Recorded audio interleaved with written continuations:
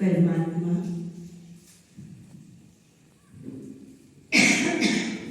के प्रिय संतान, मंच पर उपस्थित हमारे आदरणीय रमेश भाई जी, जो यहाँ माउंट आबू से 4 दिन से आए हुए हैं, बहुत सुंदर।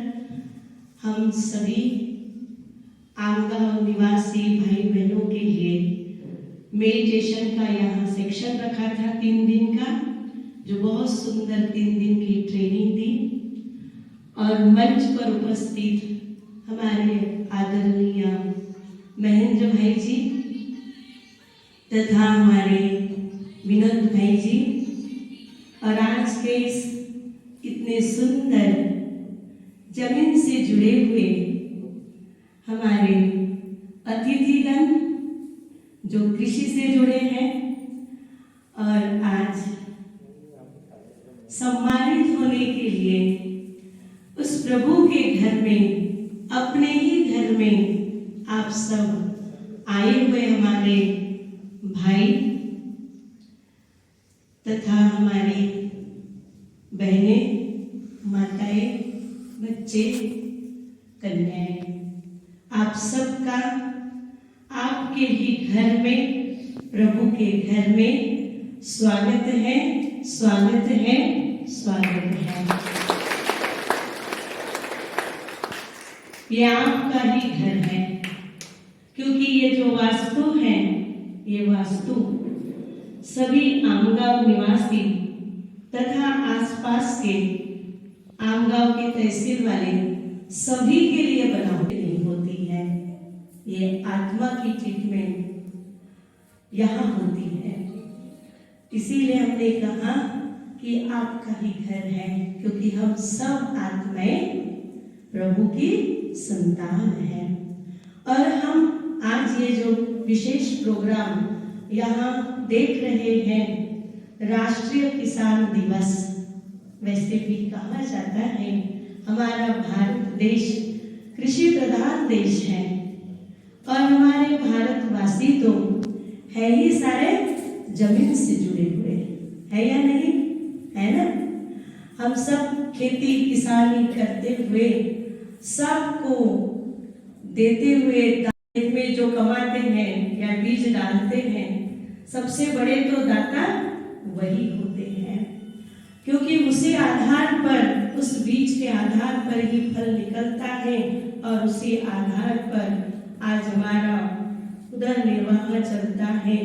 शरीर को एनर्जी उसी से मिलती है, अनाज से। और 23 दिसंबर किसानों के लिए मनाना चाहिए। मैं तो समझता हूँ रोज ही हमें किसान को याद करना चाहिए, क्योंकि खाना 3 टाइम खाते हैं, और वो पकाने का काम जो करता है वो तो किसान ही करता है, तो उसका सम्मान जरूर होना चाहिए। और आज इस सभा में जो लोग बैठे हैं वो लोग हैं कि कहते तो सब है कि जैविक खेती करना चाहिए, सेंद्रिय शेती करायला पाहिजे, शुद्ध अन्न पाहिजे, लेकिन उस प्रवाह जो हमारे सामने है वो प्रवाह कौन सा है?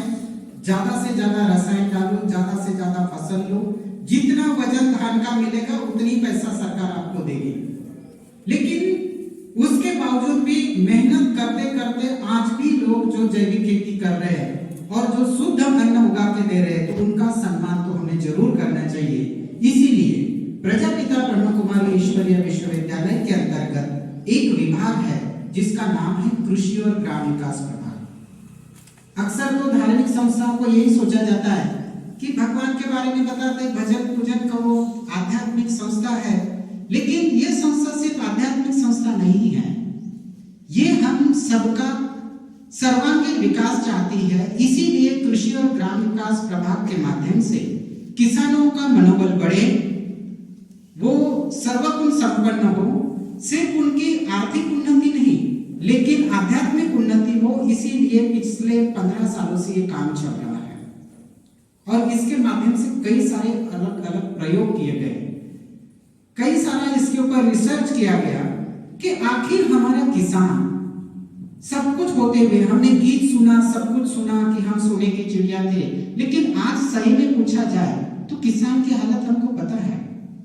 हमारे मंच पर अधिकारी वर्ग है, आप सब जानते हैं पिछले 40-50 साल में विज्ञान ने कितनी प्रगति की।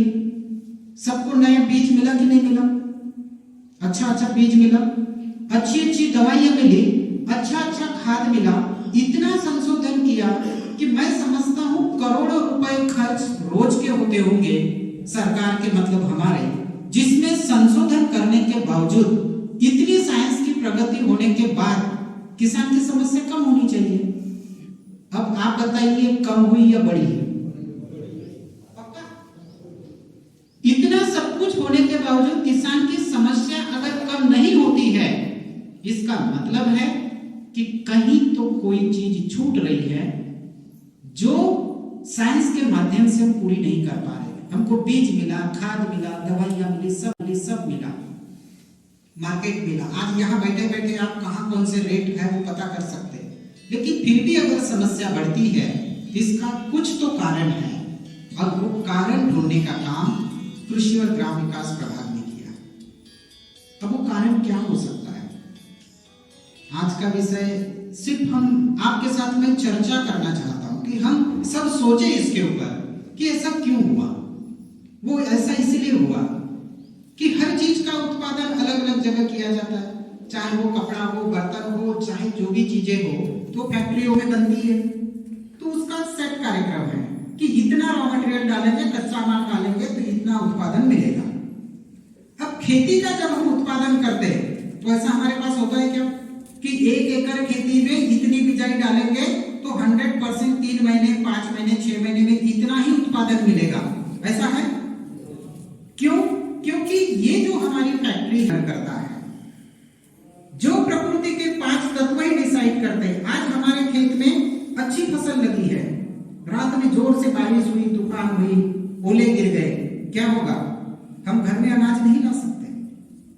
तो जिस फैक्ट्री का या जिसका उत्पादन में पूरा का पूरा योगदान उस 5 तत्वों का है, तो उस 5 तत्वों की मदद के बगैर हम अगर उत्पादन नहीं दे सकते तो वो 5 तत्वों को कभी हमने मदद किया है? उसके बारे में कभी हमने सोचा है? जब हम कभी भी बुआई करते हैं तो क्या करते हैं? बिजाई लेते हैं, नांगर हल चलाएंगे, बिजाई डालेंगे और घर।